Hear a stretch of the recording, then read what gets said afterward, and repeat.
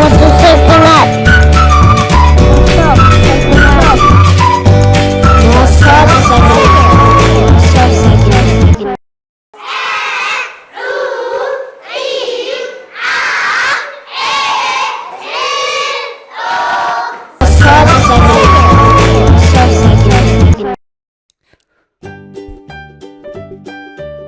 فيدال ع نمسحف حدا ملو قلبت نسرح هذا فيدال ع عو نمسحف جمرا حدا ملو قلبت مغصال بقوني نشتي قادب مسمار نوسخل هذا فيدال عو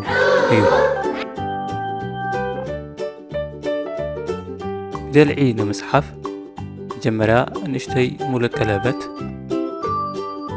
نيمان نشتن قادم مسمر قصيلنا نتحتي حدا طول مسمر اما وداتا بأجري قادم مسمر نوسخل إذا فيدال اي يو فيدال ع نمسحف فيدال ع نمسحف حدا ملو قلبت مغصال نقوني نشتي قادم مسمر كابا قصيلنا نتحتي حدا دخول مسمر زي فيدال عام ايو فيدال عين مسحف مجمرا ملو قلبت نسرح قصيلنا نقوني حدا قادم مسمر نتحتي حدا دخول مسمر اما ودعتا أبقري نشتي قلبت نسخل إذا فيدال ايو فيدال نمسحف جمرا مولو قلبت نسخل اما ودعتا أبلع لي حدا نشتي دخول مسمر إذا فيدال ايو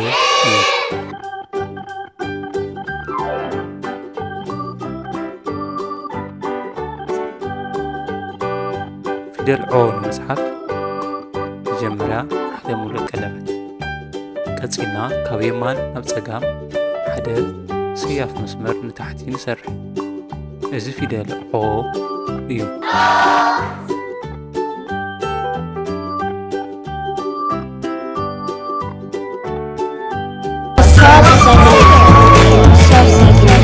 فتوات ህጻናት ስድራ ፊደል ዕ ሸውዓተ ፊደላት ዝሓዘ ክኸውን ከሎ ካፍትዋና ፊደል ዕ ብንእሽተን ምልክታት ዝፈላለዩ እዮም። ደጊምኩም ተለማማድዎም። ኣብ ቀጻሊ ብኻሊእ ፊደል ንራኸብ ኢና። ቻው ቻው።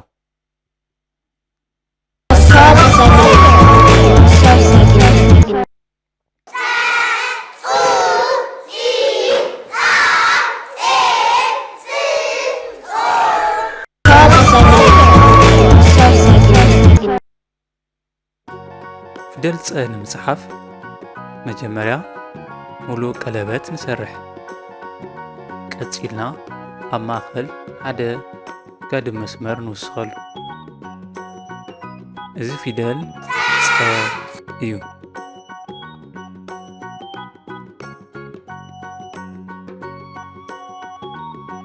ፁ ንምስሓፍ መጀመርያ ሙሉእ ቀለበት ቀፂልና ኣብ ማእኸል ሓደ ጋድም መስመር ሕዚ እውን ቀፂልና ኣብ ማእኸል ንእሽተን ጋድም መስመር ንየማን ንውስኸሉ እዚ ፊደል ፁ እዩ። ፊደል ፂ ንምፅሓፍ መጀመርያ ሙሉእ ቀለበት ቀፂልና ኣብ ማእኸል ሓደ ጋድም መስመር ኣብ የማን በእግሪ ሓደ ጥቕል መስመር ንውስኽ መወዳእታ ንየማን ኣብ እግሪ ሓደ ጋድም መስመር እዚ ፊደል ፂ እዩ።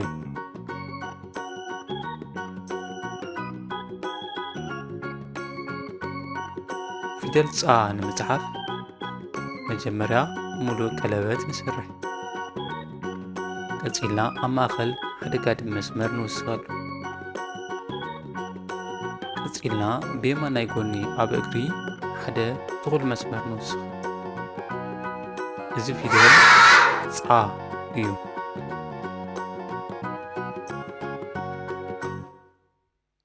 ፄ ንምጽሓፍ መጀመርያ ሙሉእ ቀለበት ኣብ ማእኸል ሓደ ጋድም መስመር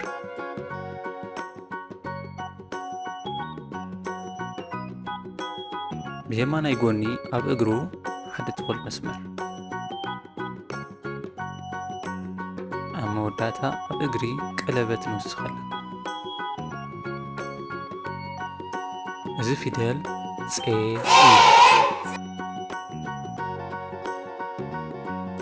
ፊደል ፅ ንምጽሓፍ መጀመርያ ሙሉእ ቀለበት ቀፂልና ኣብ ማእኸል ሓደ ጋድም መስመር ኣብ ላዕሊ ኣብ ማእኸል ኣከባቢ ንእሽተይ ጥኹል መስመር ንውስኸሉ። እዚ ፊደል ፅ እዩ።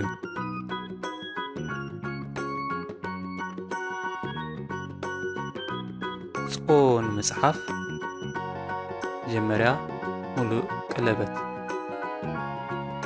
ቀፂልና ኣብ ማእኸል ሓደ ጋድም መስመር ካብ የማን ናብ ጸጋም ሓደ ሰያፍ መስመር ኣብ እግሪ ንውስኸሉ። እዚ ፊደል ጾ እዩ።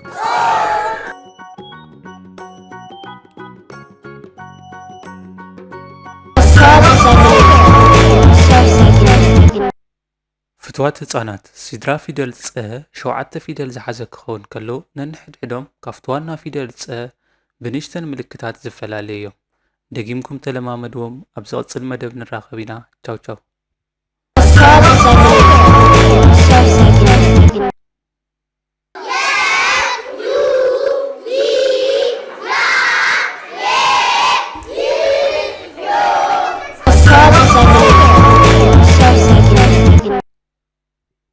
ፊደል የ ንምጽሓፍ መጀመርያ ካብ ላዕሊ ናብ ላዕሊ ታሕቲ ጥኹል መስመር ቀፂልና ኣብ ላዕሊ ቀለበት ንውስኸሉ።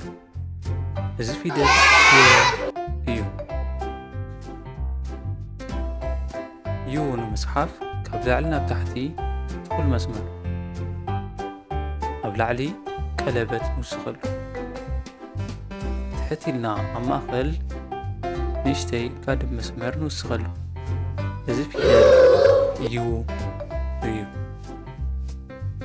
ፊደል ይ ንምጽሓፍ ካብ ላዕሊ ናብ ታሕቲ ሓደ ጥኹል መስመር ኣብ ላዕሊ ሓደ ቀለበት ንውስኸሉ።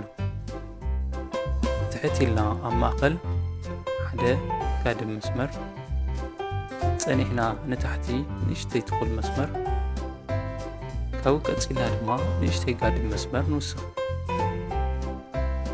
እዚ ፊደል እዩ።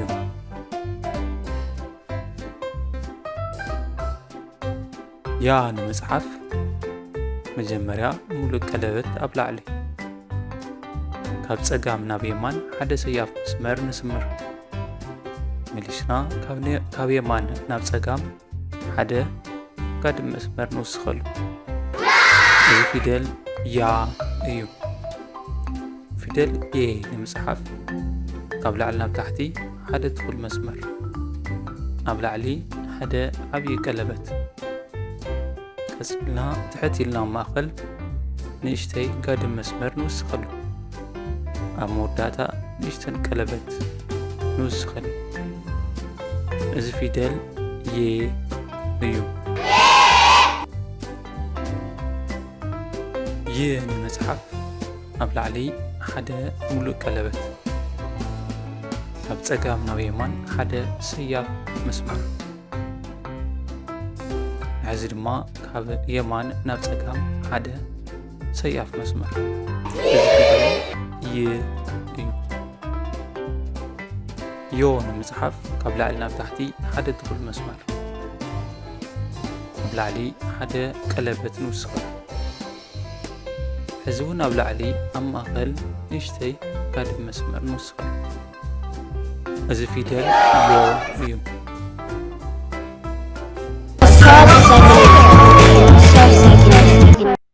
ካፍትዋት ህፃናት ስድራ ፊደል የ 7 ፊደላት ዝሓዘ ክኸውን ከሎ ኩሎም ካፍቲ ዋና ፊደል የ ብንእሽተን ምልክታት ዝፈላለዩ እዮም። ደጊምኩም ተለማመድዎም። ኣብ ካልእ ፊደል ንራኸብ ኢና። ቻው ቻው።